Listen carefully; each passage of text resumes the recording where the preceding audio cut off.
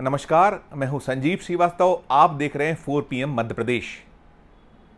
हम आपको एक बहुत ही बड़ी खबर बतलाने जा रहे हैं। बहुत बड़ी खबर है मध्य प्रदेश विधानसभा चुनावों के मान से। मध्य प्रदेश विधानसभा चुनावों के लिए शिवराज सिंह चौहान का टिकट अंततः आला कमान ने डिक्लेयर कर दिया है। अब वे बुधनी से ही चुनाव लड़ेंगे। उन्हें बुधनी से फिर केंद्रीय नेतृत्व में अपना उम्मीदवार बनाया है। आज ही इलेक्शन कमीशन ऑफ इंडिया ने चुनावों की तारीखों की घोषणा की है। मध्य प्रदेश, राजस्थान, छत्तीसगढ़, तेलंगाना और मिजोरम में चुनाव होने जा रहे हैं। उनके तमाम ये जो 5 राज्य हैं विधानसभाओं के लिए जिनके चुनाव हो रहे हैं, उनकी घोषणा की गई है। मध्य प्रदेश में 17 नवंबर को वोटिंग होना है। कुल 36 दिन बचे हैं। आज बीजेपी ने अपनी चौथी लिस्ट जारी की है। इस चौथी लिस्ट में शिवराज सिंह चौहान को बुधनी से टिकट दे दिया गया है, जबकि 24 जो मौजूदा मंत्री हैं उनके टिकट्स भी पार्टी ने डिक्लेयर कर दिए हैं। ये सूची अवेटेड थी। सबकी निगाहें शिवराज सिंह चौहान के भविष्य को लेकर थी। शिवराज सिंह चौहान लगातार बार बार जब से उनको साइडलाइन करने की सूचनाएं हो रही थी, दिखलाई पड़ रहा था कि पार्टी कहीं उन्हें साइडलाइन कर रही है। उन्हें मुख्यमंत्री पद का चेहरा तो पार्टी ने घोषित नहीं किया है। मोदी शाह की अगुवाई में जो मध्य प्रदेश और तमाम 5 राज्यों में बीजेपी जो अपने पत्ते बिछा रही थी, रणनीति चल कर रही थी, आगे डिक्लेयर चल रही थी, उनकी रणनीति जैसे जैसे आगे बढ़ रही थी, तो खासकर मध्य प्रदेश पर सबकी निगाहें लगी हुई थी। मध्य प्रदेश पर निगाहें इसलिए कि यहाँ शिवराज सिंह चौहान को नेता तो उन्होंने या चेहरा तो घोषित नहीं किया था, लेकिन टिकट भी उनका अभी तक नहीं दिया गया था। 3 सूचियाँ इसके पहले बीजेपी ने डिक्लेयर की हैं। 39 की 2 सूचियाँ डिक्लेयर की थी। 1 टिकट बाद में दिया गया था। 79 टिकट पहले दे चुकी थी और आज ये चौथी लिस्ट बीजेपी ने जारी कर दी है।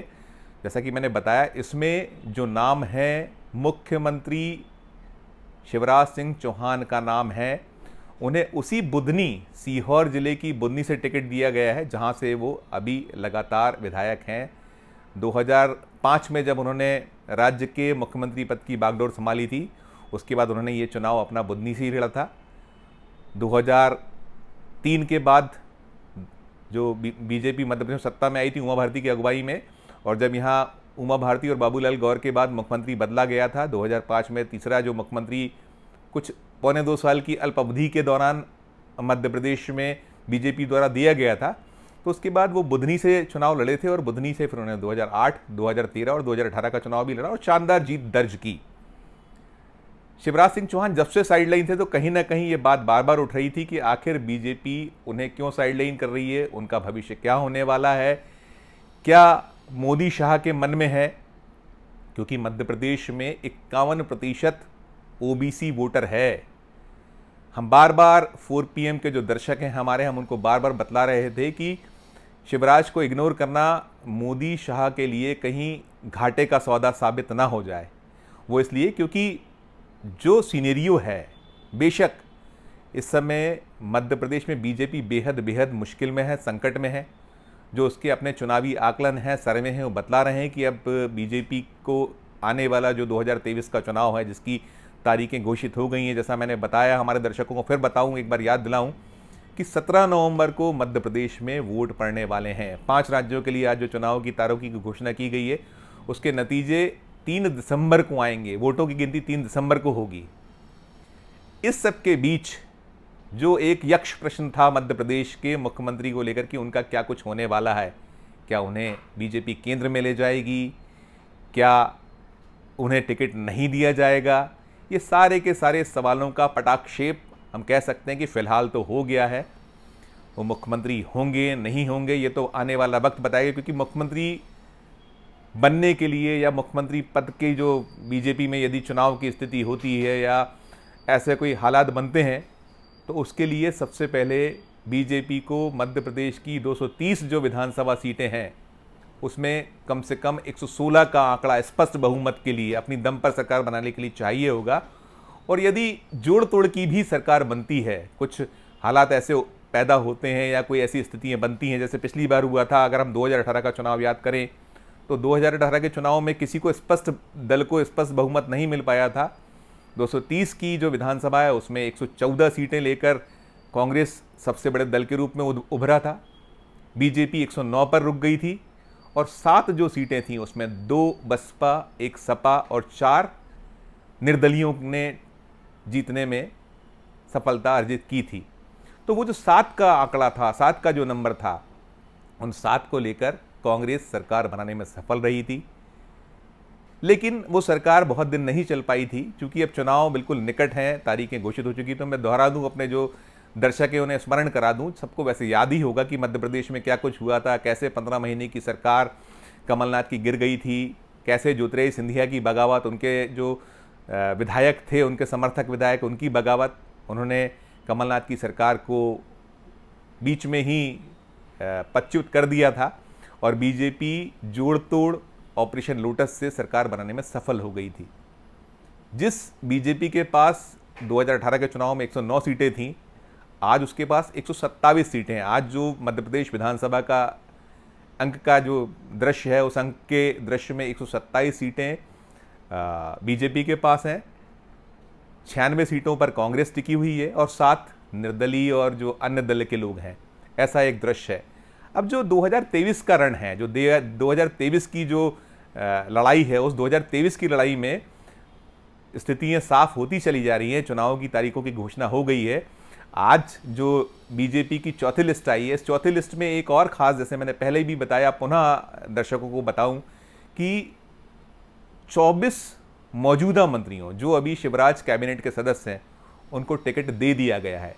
इसमें बहुत सारे ऐसे लोग हैं जो सिंधिया समर्थक हैं, जो सिंधिया की बगावत के बाद बीजेपी की सरकार बनाने में सहायक बने थे, जिन्होंने दल बदल के बाद उपचुनाव लड़ा था और वो जीते थे। उन सबको भी बीजेपी ने पुनः टिकट दे दिया है, अधिकांश को टिकट दे दिया है। अभी कुछ जो आज की सूची है उसके बाद भी काफ़ी सीटों का अभी उम्मीदवारों की घोषणाएं होना बाकी हैं। कुछ ऐसी सीटें भी हैं जहां अभी जो मौजूदा मंत्री जिन क्षेत्रों से हैं वहां की टिकटों का ऐलान नहीं हो पाया है। लेकिन जो भी ताज़ा सूची है, इस ताज़ा सूची में यदि कोई सबसे बड़ी खबर है, सबसे खास खबर है, जिस पर सबकी निगाहें थी, जो राजनीति में रुचि रखने वाले सुधी हमारे दर्शक हैं, 4 PM के दर्शक हैं, चाहे वो मध्य प्रदेश के हों, देश के हों, दुनिया के हों, जिनकी रुचि राजनीति, हिंदुस्तान की राजनीति में है, मध्य प्रदेश की राजनीति में है, तो उनके लिए खबर यही है कि शिवराज मामा को टिकट मिल गया है।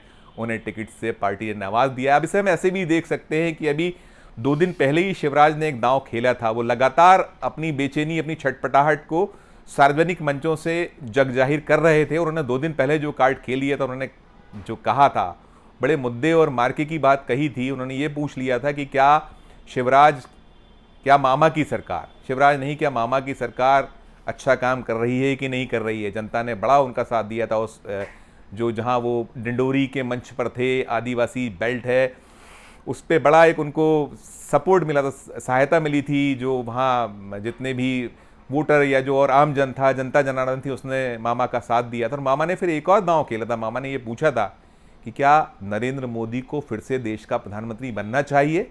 और यहाँ तक तो ठीक था। उन्होंने साथ साथ एक दांव और खेला था। उन्होंने ये भी कहा था कि जो हमारा साथ देगा हम उसका साथ देंगे, जो हमारा साथ नहीं देगा हम उसका साथ नहीं देंगे। कहीं ऐसा तो नहीं मामा का ये दांव चल गया है? हम तो ऐसा मान रहे थे और ये बार बार प्रेक्षकों द्वारा सवाल खड़े किए जा रहे थे, एक बात की जा रही थी कि मामा बगावत के मूड में आ गए हैं। मामा जो हैं अब कहीं ना कहीं अपना थोड़ा सा, जो बहुत खामोशी से रहते हैं या जो रीजनेबल रहते हैं, उन्होंने अपना एक रंग दिखाना शुरू कर दिया है। क्योंकि शिवराज सिंह चौहान भले ही इस चुनाव में अप्रासंगिक से नजर आते हैं, उनके चेहरे पर थोड़ा सा डेंट सा लगता है, उनके खिलाफ जो एंटी इनकम्बेंसी दिखती है, वो एंटी इनकम्बेंसी अकेले शिवराज के खिलाफ नहीं। हमने अपने और भी अपने कार्यक्रमों में ये चीज़ कही है कि उनके मंत्री, उनके जो विधायक हैं बीजेपी के, वो और साथ साथ केंद्र की सरकार मोदी के चेहरे को लेकर भी कहीं ना कहीं वोटरों में अब वैसा एक जो उत्साह नज़र नहीं आ पा रहा था। और खासकर केंद्र की सरकार की योजनाओं को लेकर तो बार बार सवाल किया जा रहा था, कहाँ हैं वो 15 लाख रुपए, कहाँ हैं वो हमारी नौकरियाँ, बहुत सारे ऐसे वादे केंद्र ने कर रखे थे जिसको लेकर सवाल अब इस चुनाव में भरपूर जनता कर रही है, खासकर यूथ। अभी जो 5 राज्यों के चुनाव हो रहे हैं उसमें 60 लाख युवा वोटर हैं, 18 साल के मतदाता हैं जो पहली बार वोट देने वाले हैं। और मध्य प्रदेश में भी इनकी संख्या बहुत बड़ी है, जो कहीं ना कहीं एक डिसाइडिंग फैक्टर होगा। महिलाएं हैं, बच्चे हैं, जो यूथ, जो नए 18 साल वाले जो वोट देने वाले हैं, इन सब के साथ जो एक लहर सी दिखती है, माहौल जो खड़ा हुआ है, सर्वे जो आ रहे हैं वो दिखला रहे हैं कि पार्टी बीजेपी की स्थिति अच्छी नहीं है। अब सबकी निगाह कांग्रेस की सूचियों पर है कि कांग्रेस की सूची, क्या जवाब कांग्रेस की ओर से आता है। बीजेपी अपने अधिकांश उम्मीदवारों का ऐलान, कुछ नंबर हैं अभी, अधिकांश से आशा है कि 60% के आसपास का अपना जो उनके मतदाता हैं, उनके प्रत्याशी हैं, उनकी वो घोषणा कर चुकी है। अब बारी कांग्रेस की है। कांग्रेस क्या कार्ड खेलती है, क्या उसका जवाब आता है, इस सब पर निगाह हम मीडिया और प्रेक्षकों की है, जनता जनार्दन की है। ऐसा माना जा रहा है कि शायद कांग्रेस अपनी पहली सूची बहुत शीघ्र जारी करेगी, लेकिन जो असमंजस है, जो अलग अलग तरह की सूचनाएं आ रही हैं, कोई कह रहा है कि नहीं अभी आ सकती है, कोई कह रहा नहीं ये कड़वे दिन खत्म हो जाएंगे, उसके बाद कांग्रेस अपनी पहली सूची जारी करेगी। अब चूंकि वक्त बहुत कम बचा है तो लगता है कि अब कांग्रेस को भी कड़वे दिन या बहुत देर तक, दूर तक इंतजार कराना नहीं पड़ेगा, या नहीं करेगी वो भी अपना सूची शायद बहुत शीघ्र दे दे। लेकिन इन सब के बीच चुनाव रोचक होता चला जा रहा है। शिवराज का जो भविष्य था वो ऐसा लगता था कि संकट में है, दिक्कत में है, लेकिन आला कमान ने उन्हें टिकट देकर कौन बनेगा मुख्यमंत्री पद के एक और उम्मीदवार को पुनः मैदान में पहुंचा दिया है। यदि कहीं बीजेपी ने सफलता पा ली, 116 नंबर हैं या कुछ दूसरे तरीके से जो जोड़ तोड़ की राजनीति वो करती है वो उसमें सफल हो गई, तो सबसे बड़ा घमासान कौन बनेगा मुख्यमंत्री को लेकर ज़रूर मध्य प्रदेश में देखने को मिलेगा, वो भी बड़ा दिलचस्प होगा। आज की वीडियो में फिलहाल इतना ही। हम फिर किसी नए वीडियो के साथ आपके समक्ष उपस्थित होंगे। अभी हमारा ये चैनल नया है, इसलिए हमें सब्सक्राइब कीजिए, लाइक कीजिए, हमारी खबरों पर हमारी हौसला अफजाई कीजिए, हमें आपके कमेंट से अवगत कराते रहिए। फिलहाल धन्यवाद, नमस्कार, देखते रहिए 4PM।